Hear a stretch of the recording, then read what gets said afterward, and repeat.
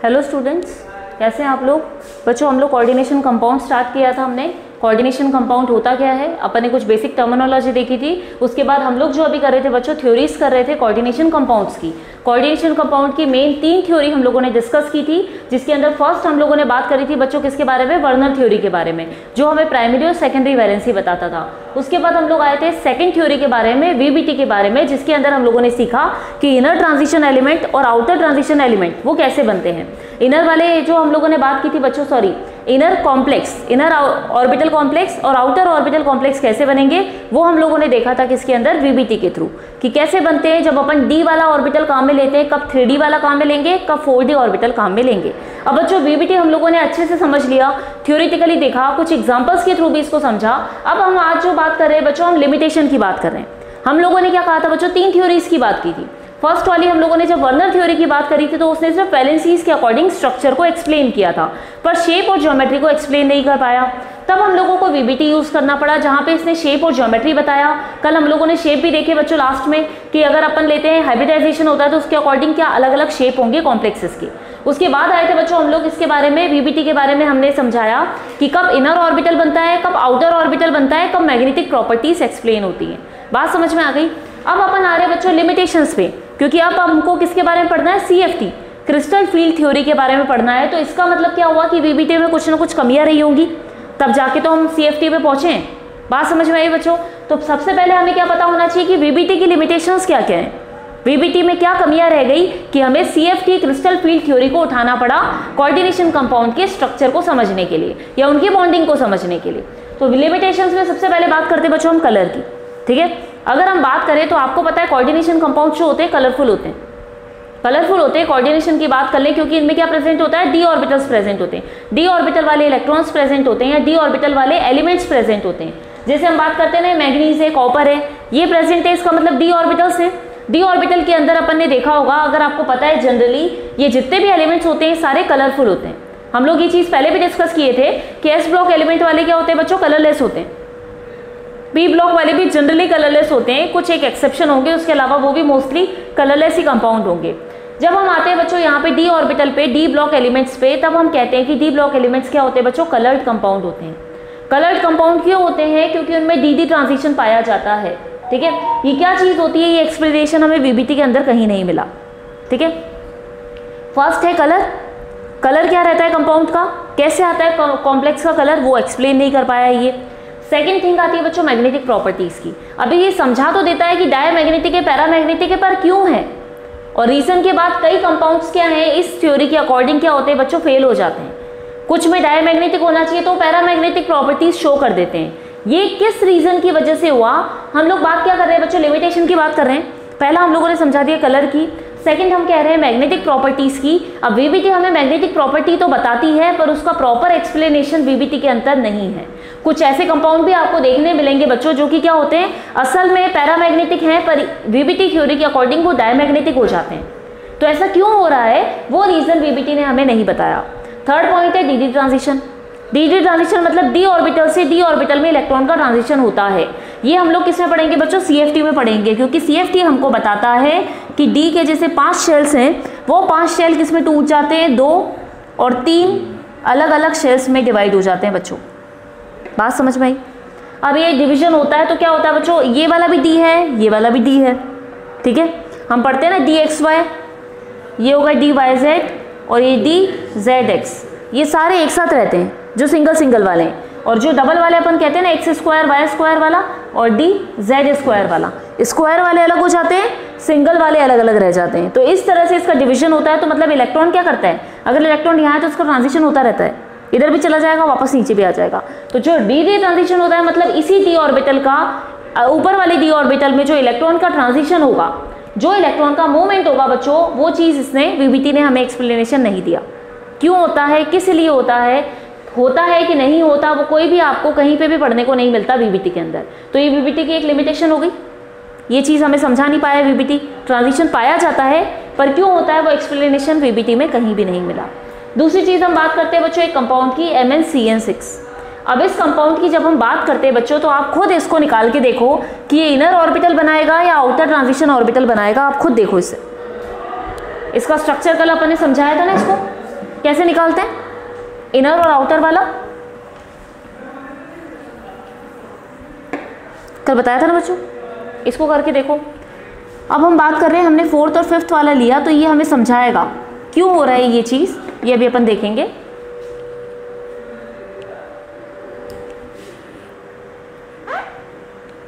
ठीक है, अब यहाँ पे हम बात कर लेते हैं मैग्नीज की, MnCN6 होल थ्राइस। ठीक है, अब यहाँ पे अपन देख रहे हैं, सॉरी -3 चार्ज है इसके ऊपर। ठीक है, -3 चार्ज है, तो इसका मतलब इसकी ऑक्सीडेशन स्टेट कितनी होगी। अगर अपन बात करते हैं Cn पे कितना होता है बच्चों, -1 × 6 कर लोगे, कितना हो गया -6। लिगेंड का अपन क्या निकालते हैं, ऑक्सीडेशन स्टेट ऑफ मेटल निकालने के लिए क्या करते हैं अपन, charge on complex minus charge on ligand. बात समझ गए, तो क्या होगा ये -3 -6 माइनस प्लस -3 कितना हो जाएगा, +3। मतलब मैग्नीज की ऑक्सीडेशन स्टेट कितनी निकल के आई बच्चों, +3 निकल के आई।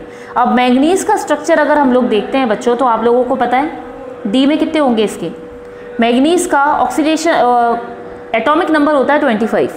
ठीक है, मैग्नीज का एटॉमिक नंबर बच्चों 25 है, तो उसके अकॉर्डिंग इसके डी ऑर्बिटल में कितने इलेक्ट्रॉन होंगे, 5।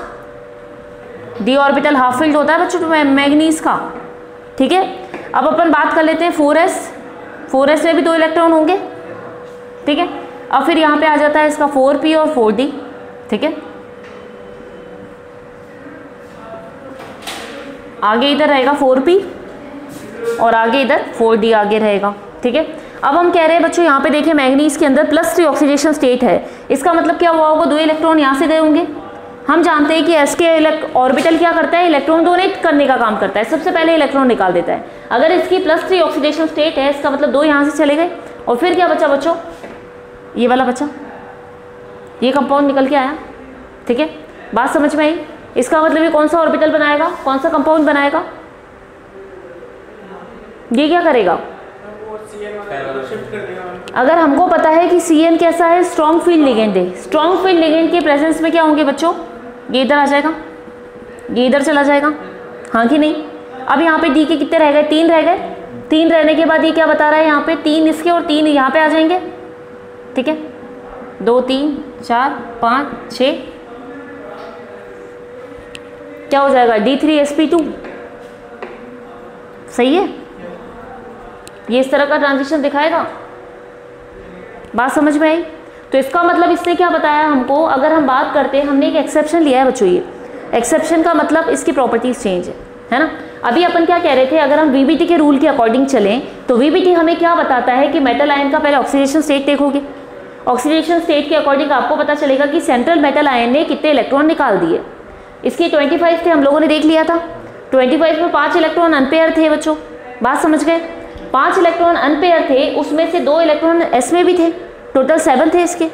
7 में से 3 इलेक्ट्रॉन दे दिए, तो कितने बचे बच्चों, 4 इलेक्ट्रॉन रह गए डी ऑर्बिटल में। अब क्या हुआ, हम ये थ्योरी के अकॉर्डिंग पढ़ के आए हैं कि साइनाइड जो है वो क्या है, स्ट्रॉन्ग फील्ड लिगेंड है, जो क्या कोशिश करता है बच्चों, जो इलेक्ट्रॉन को पेयर कर देता है, पीछे भेज देता है। ये चीज पढ़ी थी हम लोगों ने, क्लियर हो इस बात में। ठीक है, अब अपन ने कहा जब इलेक्ट्रॉन पीछे भेज देता है, इसका मतलब इलेक्ट्रॉन की पेयरिंग हो गई, और खाली जगह पे क्या आ जाएगा, Cn के लोन पेयर आ जाएंगे। यहां तक समझ में आ गया। अब ये तो थ्योरी की मैग्नीज की वीबीटी के अकॉर्डिंग पता चला। अगर हम इसका मैग्नेटिक प्रॉपर्टी के बारे में पता करें बच्चों, तो ये क्या शो कर रहा है हमको। अगर मैं आपसे पूछूं इसकी मैग्नेटिक प्रॉपर्टी क्या होगी, तो आप क्या बताओगे, पैरामैग्नेटिक होगा कि डायमैग्नेटिक होगा। डायमैग्नेटिक होगा। क्यों डायमैग्नेटिक होगा, क्योंकि क्या है, पेयर्ड हो गए इलेक्ट्रॉन। लेकिन बच्चों जब एक्सपेरिमेंटली वेरिफिकेशन किया गया, तब इसका मैग्नेटिक वैल्यू निकल के आया बाहर, कुछ ना कुछ वैल्यूज निकल के आए, जिससे पता चला कि ये जो कंपाउंड है ये क्या है, असल में पैरामैग्नेटिक है। बात समझ में आई।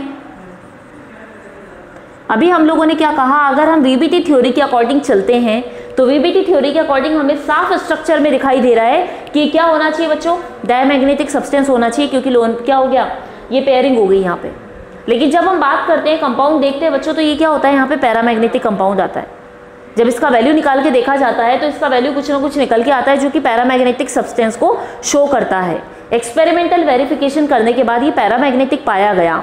इसका मतलब वीबीटी की लिमिटेशन आ गई, इसका मतलब वीबीटी इसके लिए इस केस में क्या हो गई बच्चों, गलत हो गई।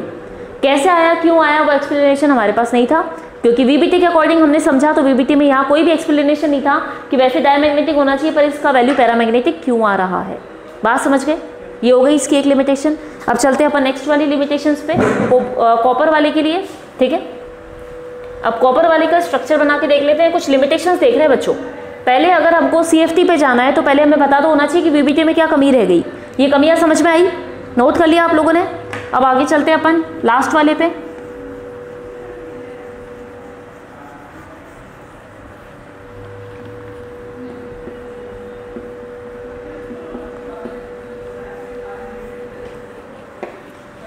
अब यहाँ देखो हम बात कर रहे हैं कॉपर वाले कंपाउंड की। अब कॉपर के बारे में डिस्कस कर लेते हैं, आप खुद बताइए। SO4 है बाहर, सल्फेट, सल्फेट पे हमको पता है चार्ज कितना होता है बच्चों, -2 चार्ज होगा इस पे, ठीक है। अमोनिया पे कोई चार्ज होता है क्या? अमोनिया पे कोई चार्ज होता है? नहीं होता, न्यूट्रल लिगेंड है बच्चों, तो 0 × 4 तो 0 हो जाएगा।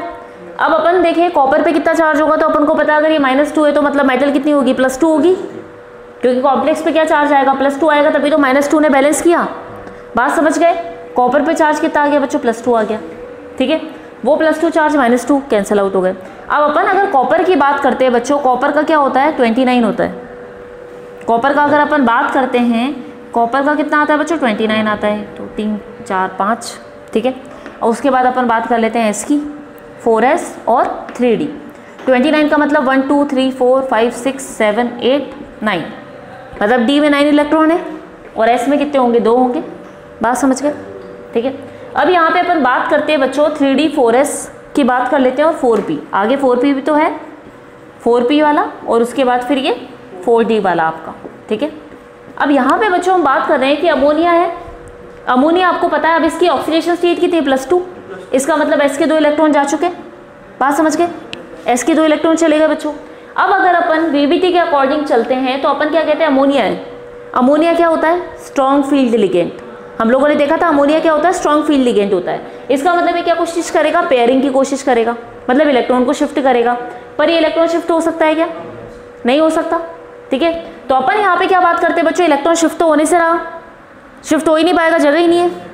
तो यहाँ पे क्या होगा बच्चों, अगर अपन बात करते हैं तो ये क्या निकल के आएगा, अमोनिया के लोन पेयर कहाँ बैठेंगे इन सब में, एक S में 3 P में, क्योंकि 4 ही है, ठीक है। 4 कंपाउंड है, हाँ कि नहीं। अगर अपन बात करें समझे इस कंपाउंड को, तो VBT के अकॉर्डिंग हम लोगों ने देखा कि अगर स्ट्रॉन्ग फील्ड लिगेंड होता है तो वो क्या करता है, इलेक्ट्रॉनों को शिफ्ट कर देता है। लेकिन यहाँ इलेक्ट्रॉन शिफ्ट हो रहे हैं क्या, नहीं हो रहे, ठीक है। तो क्या करेगा, अमोनिया अपने लोन पेयर यहाँ रखेगा। VBT थ्योरी के अकॉर्डिंग अमोनिया अपने लोन पेयर S और P में रखेगा। 4 अमोनिया है, चारों के लिए 4 कमरे खाली हो गए, मिल गया हमें। हाइब्रिडाइजेशन क्या मिलेगा बच्चों, sp3। तो अगर अपन देखें कॉपर वाला कंपाउंड VBT के अकॉर्डिंग हाइब्रिडाइजेशन क्या देता है, sp3। लेकिन यह हाइब्रिडाइजेशन गलत है, यह हाइब्रिडाइजेशन गलत होता है। ये इससे तो क्या हो गया बच्चों, ये आउटर ऑर्बिटल कॉम्प्लेक्स बन गया। बट अगर हम देखते हैं बच्चों इसका एक्सपेरिमेंटल वेरिफिकेशन किया जाता है, तब हमें पता चलता है कि ये जो कंपाउंड है ये इनर ऑर्बिटल कॉम्प्लेक्स बनाता है। बात समझ में आई। आउटर ऑर्बिटल कॉम्प्लेक्स कब बन रहा था, जब आउटर वाले आप क्या काम में ले रहे थे, ऑर्बिटल काम में ले रहे थे। इनर वाला कब बनता है, जब हम पीछे वाला डी काम में लेते हैं। यहाँ पर डी काम में नहीं आ पाया, VBT के अकॉर्डिंग डी काम में नहीं आया, पर इन रियलिटी एक्सपेरिमेंटली वेरिफिकेशन देखा जाता है तो क्या होता है बच्चों, ये डी ऑर्बिटल का इलेक्ट्रॉन है, ये कहाँ चला जाता है, ये इधर P में चला जाता है बच्चों। बात समझे। VBT ने ये चीज़ एक्सप्लेन नहीं की है, रियल हम पढ़ रहे हैं कि रियल में होता क्या है, क्यों DsP2 आया। तो जब एक्सपेरिमेंटली वेरिफिकेशन हुआ तब ये पता चला कि ये इलेक्ट्रॉन तो चला जाता है P में। बात समझे, D का इलेक्ट्रॉन P में शिफ्ट हो जाता है बच्चों, और फिर आपके पास क्या बचा, अब आपका D खाली हो चुका। तो अगर हम सही में देखें कि इसका सही वाला जो है कॉन्फ़िगरेशन, हाइब्रिडाइजेशन क्या आता है बच्चों, फिर हाइब्रिडाइजेशन ये आता है, ये वाला यहाँ से चालू होता है और ये कंपाउंड बनता है आपका DsP2। हाइब्रिडाइजेशन जो पाया जाता है वो क्या पाया जाता है, DsP2 पाया जाता है, और ये इनर ऑर्बिटल बनता है, आउटर वाला नहीं बनता। बात समझ गए। VBT थ्योरी के अकॉर्डिंग तो इसका आउटर बन रहा था, पर एक्सपेरिमेंटल वेरिफिकेशन देखा गया तो पता चला कि भाई ये इलेक्ट्रॉन उछल के यहाँ चला जाता। ये क्यों जाता है, ये ट्रांजिशन कैसे होता है, ये भी एक्सप्लेनेशन हमें कहीं भी VBT के अंदर नहीं मिला। बात समझ गए। तो ये कुछ इसके लिमिटेशन, ये कुछ फेलियर हो गए अपने वीबीटी थ्योरी के, जिसके अकॉर्डिंग वीबीटी इन सब चीज़ों को समझाने में फेल हो गया। बात समझ गए? अब हम चलेंगे बच्चों, जब हमें पता चला कि लिमिटेशन इतनी सारी है वीबीटी में, तब हम आगे चलेंगे क्रिस्टल फील्ड थ्योरी के लिए। क्लियर है? ये नोट कर लिया सबने? रब कर दूं? ठीक है, स्टार्ट करें बच्चों। अब अपन स्टार्ट कर रहे हैं अपना CFT, क्रिस्टल फील्ड थ्योरी असल में होती क्या है। ठीक है, क्रिस्टल फील्ड थ्योरी को प्रपोज किया था बेथे एंड ब्लैक साइंटिस्ट ने। इन्होंने समझाया था क्रिस्टल फील्ड थ्योरी के बारे में, एक कॉन्सेप्ट दिया था बच्चों। अब क्रिस्टल फील्ड थ्योरी के अकॉर्डिंग हम क्या बात करते हैं बच्चों, डी सब शेल है आपके पास, डी शेल जिसके अंदर कितने हैं, 5 ऑर्बिटल है। अपन पढ़ के आए डी के बारे में। ये क्या बताती है अपन को, क्रिस्टल फील्ड थ्योरी असल में क्या देती है बच्चों, डी ऑर्बिटल की स्प्लिटिंग बताती है। जब भी आप बात करते हो क्रिस्टल फील्ड थ्योरी के बारे में, तो ये थ्योरी सबसे पहले क्या समझाएगी आपको कि डी सब शेल या डी शेल जो है वो किस तरह से स्प्लिट होती है, किस तरह से टूटेगा। बात समझ में आ गई? अब ये टूटेगा कैसे, तो हमें पता है डी सब शेल में कितने होते हैं, ये सब आप जानते ही हो, D X Y, D Y Z, D X Z, D X square Y square और डी जेड स्क्वायर। 5 अपने पास, अपन को पता है इसके 5 शेल्स सब शेल्स हैं। अब ये 5 सब शेल्स जो होते हैं बच्चों डी के, वो क्या होते हैं, अलग अलग। अपन अगर डिवाइड करें तो अपन ने डिवाइड करके यहाँ पे लिख दिया, ये 5 होते हैं, इन 5 को नीचे लिख के बता दिया अलग अलग तरह से। अब यहाँ से अपन क्या बताते हैं बच्चों, इन दोनों को अपन क्या कर सकते हैं, इन 5 को 2 ग्रुप में डिवाइड कर दिया जाता है। 2 ग्रुप जिसके अंदर हम क्या कहते हैं कि ये 3 जो है, ये 3 तो क्या होते हैं, एक्सिस के बीच में पाए जाते हैं। जैसे कि इनके लोब, वो लोब जहाँ पे इलेक्ट्रॉन पाया जाएगा। हमको पता है डी जो होता है, डी कैसा होता है, डी डंबल शेप का होता है, 2 डंबल शेप होते हैं इसमें। ठीक है, इस तरह का स्ट्रक्चर है। अब ये डंबल शेप की बात कर रहे हैं हम लोग कि एक्स और वाई एक्सिस पे किस तरह से पाए जाएंगे। अभी अगर अपन बात करते हैं तो X Y, Y Z and X Z, इस तरह के जो ऑर्बिटल्स हैं, सब शेल्स हैं, ये सब शेल्स के बच्चों अगर अपन स्ट्रक्चर देखें तो ये स्ट्रक्चर आपको कुछ इस तरह से दिखेगा, जहाँ पे ये एक्स वाई वाला एक्स वाई लोब के एक्सिस के बीच में होगा, वाई जेड वाला जो होगा वाई जेड एक्सिस के बीच में होगा, एक्स जेड वाला एक्स जेड एक्सिस के बीच में लोब प्रेजेंट होंगे। तो ये वाले कौन से हो गए अपने, ये 3 ऑर्बिटल्स हो गए। ये तीनों ऑर्बिटल की बात करते हैं बच्चों, तो हम इसको कहते हैं ट्रिपली डीजनरेट ऑर्बिटल। बात समझ में आई? मतलब 3 का सेट जो 3 आपस में मिक्स होकर अलग हो गए। 5 का सेट था, 5 में टूट के ये तीनों अलग हो गए, तो ये ट्रिपली डीजनरेट ऑर्बिटल हो गए। बात समझ में आई? ये ऑर्बिटल जो ट्रिपली डीजनरेट है, मतलब तीनों एक साथ हैं। ठीक है, तो इसको अपन शॉर्ट में क्या कहते थे बच्चों, T2G। T2G कहते हैं हम इसको, जिसकी एनर्जी क्या होती है बच्चों, कम होती है। अब अगर अपन बात करें किसी भी चीज़ की एनर्जी कम होगी, इसका मतलब वो नीचे मिलेगा, जिसकी एनर्जी ज़्यादा है वो ऊपर की तरफ मिलेगा। बात समझ गए? इसका मतलब अगर पोजीशन की बात की जाए बच्चों, तो अगर ये डी ऑर्बिटल है तो डी ऑर्बिटल की स्प्लिटिंग में जिसकी एनर्जी नीचे है वो तो नीचे चला जाएगा, क्योंकि अगर हम बाकी सब में बात करते हैं तो एस पी और डी के अंदर किसकी एनर्जी सबसे ज़्यादा होती है, डी की एनर्जी ज़्यादा होती है एस पी और डी में। तो डी की अगर हम बात कर लेते हैं, डी ऑर्बिटल जिसकी कुछ ना कुछ एनर्जी है, उसको अगर अपन तोड़ देते हैं बच्चों, तो ये क्या होता है, एक तो लोअर एनर्जी वाले में, एक टूटता है वो हाइयर एनर्जी एच ई के बारे में, और लोअर एनर्जी वाला अपन पढ़ लिए T2G है। तो हाइयर एनर्जी क्या है, दूसरा वाला होगा जो कि ये है, ये कौन से वाले, लाइज अलोंग द एक्सिस, जो एक्सिस के ऊपर पाए जाते हैं। जैसे कि अगर अपन एक्स और वाई की बात करें, D X square Y square, मतलब एक्सिस के ऊपर है इनके लोब। और जेड स्क्वायर की बात करें तो जेड एक्सिस पे ही इसके दोनों लोब आपको मिलेंगे बच्चों। ये देखो जेड एक्सिस पे ये वाला लोब भी है, और दूसरा जो लोब है वो भी इसी के ऊपर जेड एक्सिस पे ही है। वो अगर अपन 3D स्ट्रक्चर देखेंगे तो हमें दिखाई देगा साफ साफ कि ये जो लोब दोनों बने हुए, दोनों के दोनों जेड एक्सिस के ऊपर ही पाए जाते हैं। बात समझ में आ गई? इसीलिए अपन ने कहा कि ये कौन सा वाला हो गया आपका ऑर्बिटल, सब शेल कौन सी हो गई, डी जेड स्क्वायर वाली हो गई। बात समझ में आ गई? अब ये जो दो हैं तो अपन इसको डबली डीजनरेट कहेंगे। 3 थे तो ट्रिपली थे, ट्रिपल वाले थे, 2 हैं तो डबल है। डबली डीजनरेट ऑर्बिटल्स हैं बच्चों ये, जिनकी एनर्जी क्या होगी, हाइयर होगी। ठीक है, एनर्जी ज़्यादा है, इसका मतलब ये कहाँ पाए जाएंगे, ये थोड़ा ऊपर मिलेंगे हमको, सीधी सी बात है। ठीक है, यहाँ तक समझ में आ गया सभी को? क्लियर है बच्चों कॉन्सेप्ट? अब अपन आगे चलते हैं। अब बच्चों हम बात कर रहे हैं डी ऑर्बिटल जो है, ये हम पढ़ के आए भाई 5 शेल्स। ये 5 शेल्स जो होती है बच्चों, ये 2 में डिवाइड हो जाती है, वो भी आपने समझ लिया। अब यहाँ पे आपको डायग्राम में दिख रहा होगा 2 में डिवाइड हो रही है। अब दोनों में हम लोगों ने क्या बताया बच्चों, अलग अलग बता दिया। ठीक है, दोनों में अगर आप डायग्राम ध्यान से देखो तो आपको पता चल रहा होगा ये डायग्राम अलग है और ये वाला डायग्राम अलग है। टूटेगा भाई 2 3 में, 2 वाले जो सेट है वो ऊपर जाएगा, 3 वाला सेट नीचे आएगा। 3 वाले सेट को T2G कहा, और इस वाले सेट को हम कहते हैं बच्चों EG। इसको EG कहते हैं, उसको T2G कहते हैं। ठीक है, T से समझ में आ जाएगा ट्रिपली डीजनरेट, EG मतलब डबल वाला, डबल वाले को आपने EG नाम दे दिया। क्लियर है बच्चों? अब हम यहाँ पे कह रहे हैं, यहाँ पे क्या हुआ बच्चों, ये दो जो चीज़ है, दो ऑर्बिटल टूटे, अब इनका एनर्जी गैप हमको बताता है कि कोई कंपाउंड कैसा होगा, डायामैग्नेटिक होगा या पैरामैग्नेटिक सब्सटेंस होगा। बात समझ में आई? क्रिस्टल फील्ड थ्योरी में बच्चों स्ट्रक्चर देखकर, स्प्लिटिंग देखकर हम बता सकते हैं कि कोई कंपाउंड डायामैग्नेटिक होगा या पैरामैग्नेटिक कंपाउंड होगा। मेरी बात समझ में आई? अब हम यहाँ पे कह रहे हैं जो टूटा है ये, इसके बीच में गैप कितना है, अगर ज़्यादा गैप है या कम गैप है। ठीक है, अब अपन मान लेते हैं बच्चों एक कंडीशन, फर्स्ट कंडीशन हमने ली जिसमें इन दोनों ऑर्बिटल के बीच में गैप कम है, गैप कम है। ठीक है, अब अपन क्या करते हैं, इलेक्ट्रॉनों को बढ़ना चालू करें। ठीक है, अगर अपन बात करते हैं बच्चों, सबसे पहले आता है Sc, स्कैंडियम। ठीक है, फिर उसके बाद टाइटेनियम, फिर आएगा वैनेडियम। ठीक है, फिर आएगा बच्चों क्रोमियम, उसके बाद आएगा मैंगनीज। 5 हो गए। ठीक है, अब यहाँ तक तो क्या मान लेते हैं बच्चों, 3 तक देखते हैं अपन।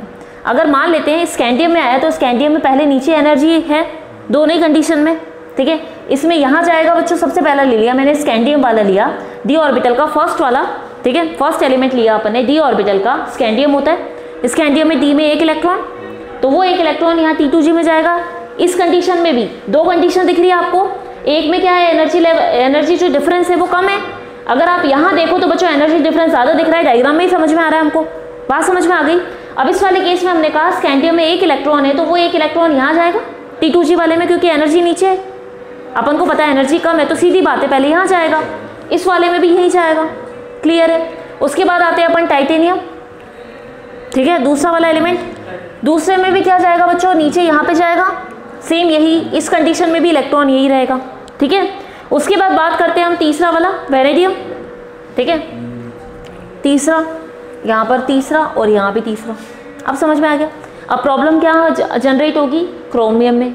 ठीक है, यहाँ तक तो अपन ने बात कर ली स्कैंडियम, ठीक है, टाइटेनियम, वैनेडियम। अब हम बात करें बच्चों क्रोमियम में। क्रोमियम में चौथा इलेक्ट्रॉन आएगा डी में। ठीक है, क्रोमियम के अंदर जब चौथा इलेक्ट्रॉन ई में आता है तो हमारे पास 2 कंडीशन है, 2 कंडीशन हमारे पास जनरेट होती है बच्चों, या तो आप ऊपर भेज दो, बात समझे, या पेयरिंग कर दो। आप पेयरिंग भी तो कर सकते हो।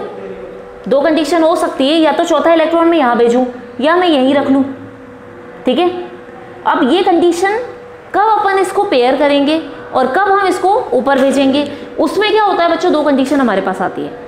अगर एनर्जी गैप जो है वो कम है, इसका मतलब वो उछल के आराम से जा सकता है ऊपर। अब जहाँ एनर्जी लेवल है तो वो क्या सोचेगा, बहुत ऊंचा है भैया, नीचे रह लो। बात समझे?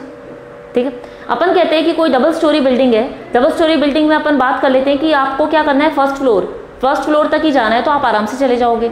आपको कहा जाए सेकंड फ्लोर पे जाना है तो एनर्जी की ज़्यादा ज़रूरत होगी। बात समझे?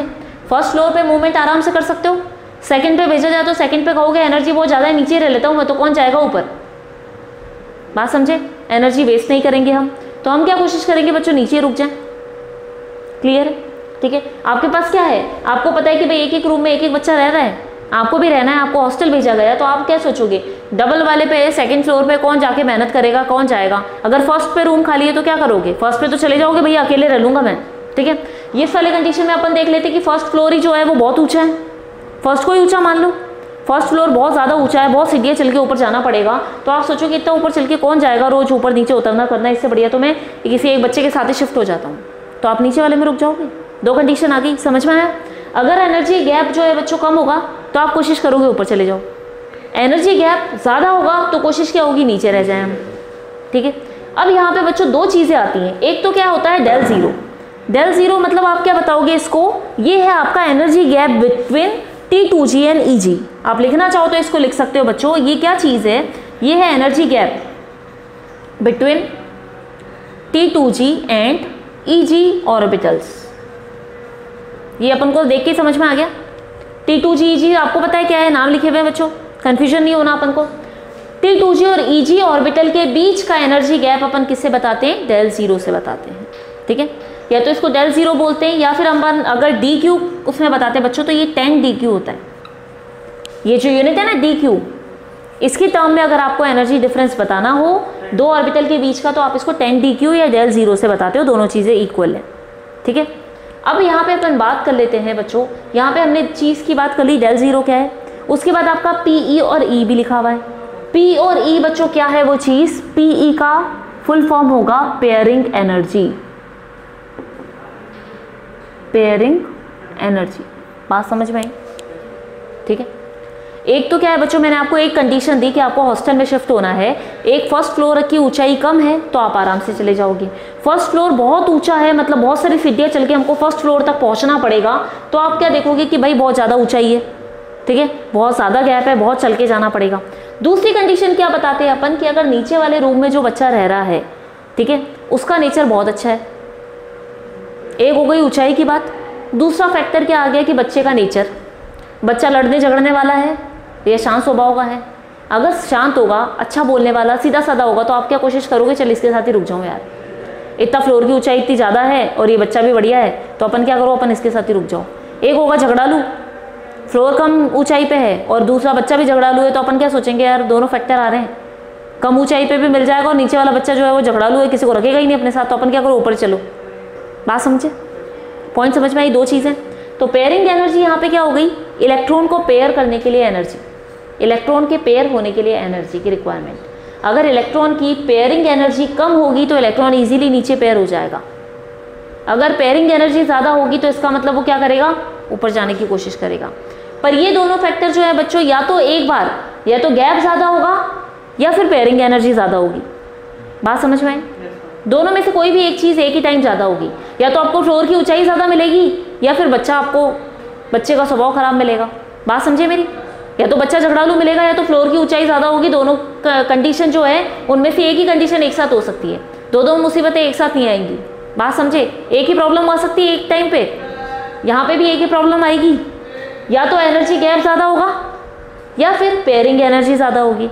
अब फर्स्ट कंडीशन में हम देखते हैं कि अगर गैप जो है वो छोटा है, पेयरिंग एनर्जी ज़्यादा है, तो आप क्या कोशिश करोगे कि भैया अपन क्या करें, ऊपर ही चलें, क्योंकि पेयर करने के लिए जो एनर्जी चाहिए, जो लड़के से आपको बात करने के लिए अपनी एनर्जी खर्च करनी पड़ेगी, लड़ने वाले बच्चे के पास जाओगे, कितना ही दिमाग खपा लोगे तो भी वो मानेगा ही नहीं, मतलब एनर्जी हमें ज़्यादा खर्च करनी पड़ रही है। ऐसा बच्चा जो आसानी से मान जाए, उसके पास अपन को एनर्जी खर्च नहीं करनी पड़ रही। बात समझे? अब यहाँ पे क्या है बच्चों, गैप कम है, समझे, डेल जीरो का वैल्यू कम है। एनर्जी ये वाली जो है बच्चों, ये गैप वाली एनर्जी है, एनर्जी गैप वो कम है और पेयरिंग एनर्जी ज़्यादा है, मतलब इससे पेयर होने के लिए अपन को बहुत ज़्यादा एनर्जी देनी पड़ेगी। बात समझे? आपको रुकने के लिए वो लड़के से बहुत ज़्यादा दिमाग खपाना पड़ेगा, तो आप क्या कोशिश करोगे, भैया ऊपर ही चले अपन। तो जब हाइट ही कम है, आराम से अपन फर्स्ट फ्लोर पे जा सकते हैं, इतना ऊंचा भी नहीं है, तो आराम से अपन क्या सोचेंगे, ऊपर चलो। अगर ये कंडीशन आ जाएगी बच्चों, तो आप क्या कोशिश करोगे, क्रोमियम का इलेक्ट्रॉन यहाँ रखो। समझ गए? अब दूसरी कंडीशन, जब आपका क्या हो रहा है, पेयरिंग एनर्जी ज़्यादा है, सॉरी एनर्जी गैप ज़्यादा है, बहुत दिख ही रहा है साफ, एनर्जी गैप ज़्यादा है, लेकिन पेयरिंग एनर्जी क्या है आपकी, कम है, मतलब बच्चा शांत स्वभाव को मिल गया, फ्लोर ऊपर है, तो आप क्या कोशिश करोगे, मैं तो नीचे ही चलूँ भाई, कौन जाएगा ऊपर, माथा पच्ची करेगा, चल भाई नीचे क्रोमियम का इलेक्ट्रॉन सेट। समझ गए? तभी इलेक्ट्रॉन यहाँ आ गया। उस वाले केस में वो हुआ, इस वाले केस में ये हुआ। हम एक और पढ़ देते हैं, अब मैग्नीज तक चले आते हैं अपन। मैग्नीज के अंदर भी क्या होगा, एक इलेक्ट्रॉन और ऊपर जाएगा यहाँ पे, क्योंकि पेयरिंग एनर्जी क्या है, ज़्यादा है बच्चों, ये यहाँ पे चला जाएगा। अब ये कोशिश क्या करेगा, ये वाला इलेक्ट्रॉन तो यहीं जाएगा, मैग्नीज वाला नीचे ही जाएगा, पेयर हो जाएगा। यहाँ हो गए तो अगले वाले फ्लोर पे भी चलो, यहाँ के बच्चे भी अच्छे मिल गए, चलो भाई ठीक है, बहुत एनर्जी गैप है तो नीचे रुक जाओ। बात समझ गए? ठीक है, ये क्लियर है बच्चों? ठीक है, मैग्नीज तक कंडीशन समझ में आ गई। अब उसके बाद जो आएगा नेक्स्ट वाला कौन सा आ जाएगा, आयरन। 26 इलेक्ट्रॉन आयरन के अंदर आएगा बच्चों, ठीक है, डी ऑर्बिटल में। तो आयरन में अब ये 6 इलेक्ट्रॉन आएगा। अब क्या करेगा, अब तो नीचे जाना पड़ेगा, अब तो भर गए, सभी भर गए। अब तो क्या करना पड़ेगा, अपन को पेयरिंग करनी पड़ेगी, क्योंकि हम जानते हैं हाफ फिल्ड ज़्यादा स्टेबल होता है, हाफ फिल्ड वाली कंडीशन ज़्यादा स्टेबल होती है, इसका मतलब पेयरिंग हाफ फिल्ड के बाद ही चालू होती है। बात समझ गए? अब पेयरिंग यहाँ चालू होगी, आयरन की हम यहाँ पे बात करते हैं तो इसकी पहले पेयरिंग हो जाएगी, उसके बाद ये ऊपर जाएगा। उसके बाद जब कोई कंडीशन ही नहीं बचेगी, किसके अंदर बात कर रहे हैं, कोबाल्ट, ठीक है, कोबाल्ट की बात करेंगे तो अब क्या करेंगे, नेक्स्ट इलेक्ट्रॉन ऊपर ही भेजना पड़ेगा और यहाँ पे क्या करना पड़ेगा, आपको नीचे पेयरिंग करनी पड़ेगी, फिर उसके बाद आप ऊपर पेयरिंग करोगे। मेरी बात समझ गए? ठीक है बच्चों, अब यहाँ पे अपन ने बात कर ली, ये चीज़ आपको समझ में आई। अब क्या हो रहा है बच्चों, यहाँ पे अपन ने क्या कहा था, ये कंडीशन आ रही है जब आपका गैप क्या है, कम है, पेयरिंग एनर्जी ज़्यादा है। अब अगर अपन इस केस में देखें, अपन आ जाते हैं वापस मैग्नीज वाली कंडीशन पे, मैग्नीज वाली कंडीशन पे आ जाते हैं जहाँ पे 5 इलेक्ट्रॉन थे हमारे पास, बात समझे। और यहाँ पे भी 5 इलेक्ट्रॉन, ठीक है, ये दो, ये कितने हो गए थे, 1 2 3 4 और ये 5, यही कंडीशन थी। अब बच्चों अगर अपन बात करें तो यहाँ पे आप खुद देखो कितने हैं अनपेयर्ड इलेक्ट्रॉन। जब अपन मैग्नेटिक प्रॉपर्टी की इस कंडीशन में बात करेंगे, दोनों कंडीशन में, तो हमें दिखाई दे रहा है यहाँ पे कितने हैं आपके अनपेयर्ड इलेक्ट्रॉन, 5, और यहाँ पे अनपेयर्ड इलेक्ट्रॉन कितने हैं, 1 ही है। इसका मतलब कौन सा वाला मैग्नेटिक प्रॉपर्टी शो करेगा, ये वाला शो करेगा। इसका मतलब ये अपन इसको क्या बोलेंगे, हाईली पैरामैग्नेटिक है बच्चों। ये क्या होगा, हाईली पैरामैग्नेटिक होगा सब्सटेंस। ये समझ गए, ये कंपाउंड कैसा हो गया बच्चों, हाईली पैरामैग्नेटिक।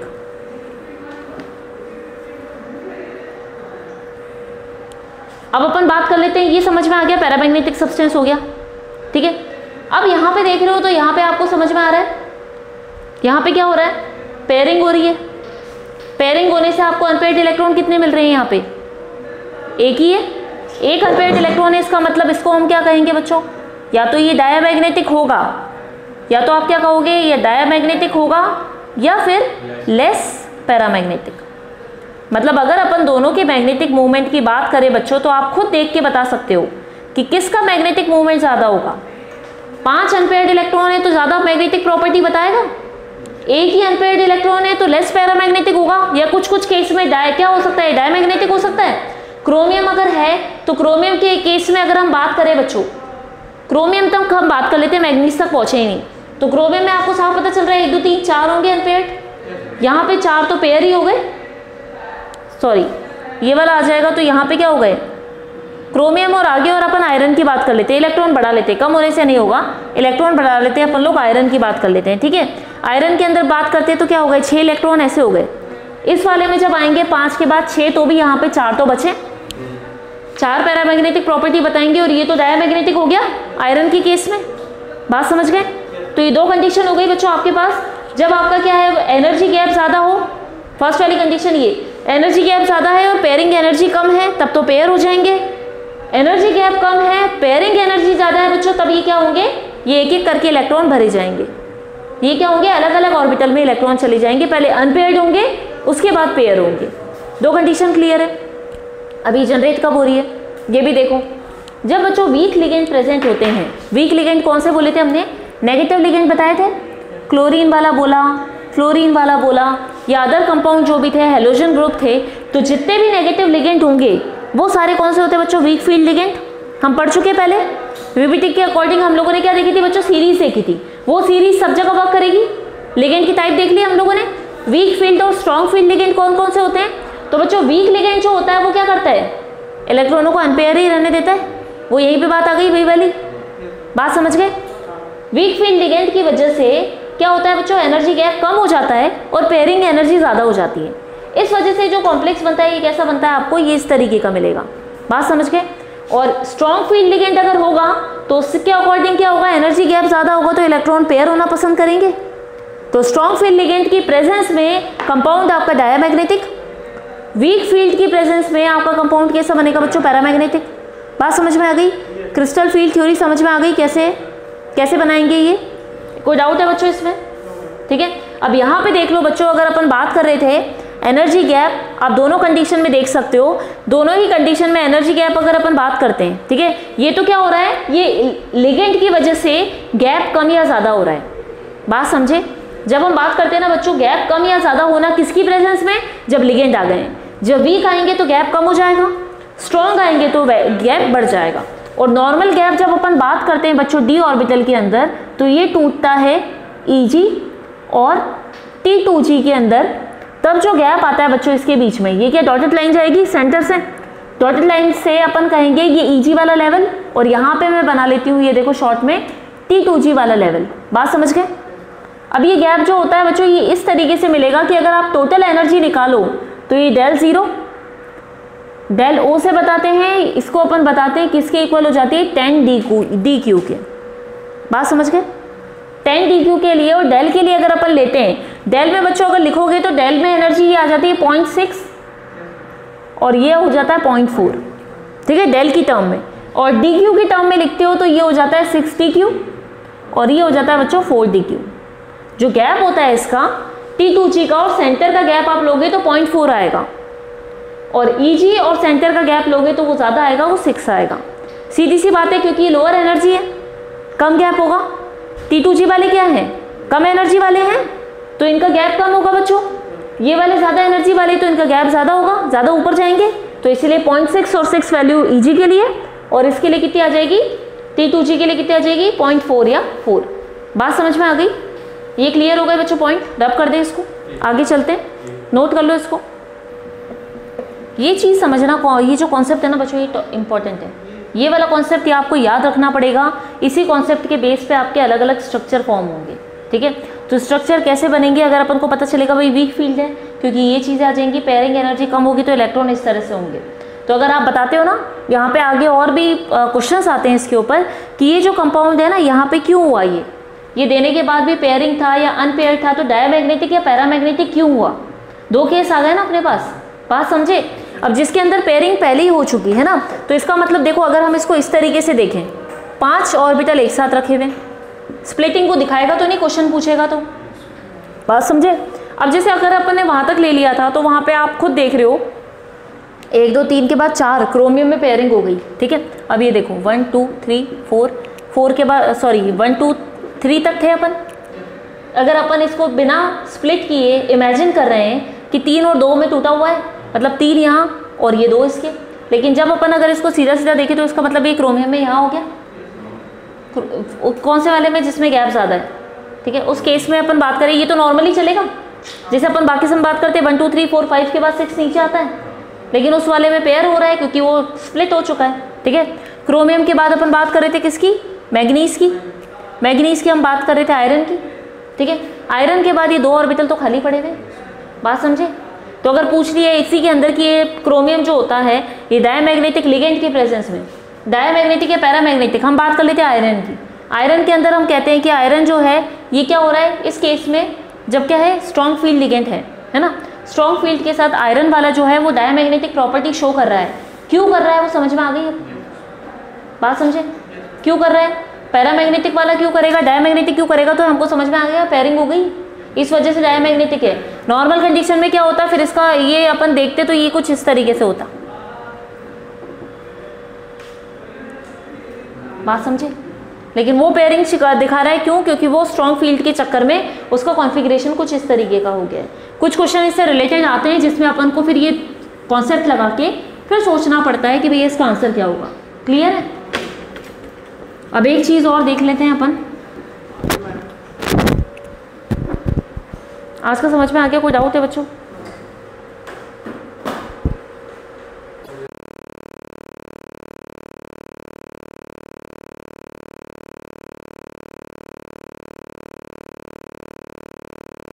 आपको देखने को मिलेगी किसमें, जनरली अगर हम बात करते हैं, आप बात करोगे बच्चों तो अपन ने देखा होगा जितने भी मेटल आयन होते हैं, जैसे हम लोग ये एग्जांपल ले लेते हैं K4 Fe CN6, बात समझ में आ गई, ठीक है। या कोबाल्ट अमोनिया का एग्जांपल ले लेते हैं, क्या था आपका CO NH3 6, ठीक है। क्या था और भी एग्जांपल याद है आपको, Ni कार्बोनेट का CO4। जनरली आपने जितने भी अभी तक बच्चों कोऑर्डिनेशन कंपाउंड देखे हैं उन सभी में अगर अपन बात करें तो सभी के अंदर क्या होते थे, या तो 4 लिगेंड जुड़े हुए मेटल से या मोस्टली 6 हैं।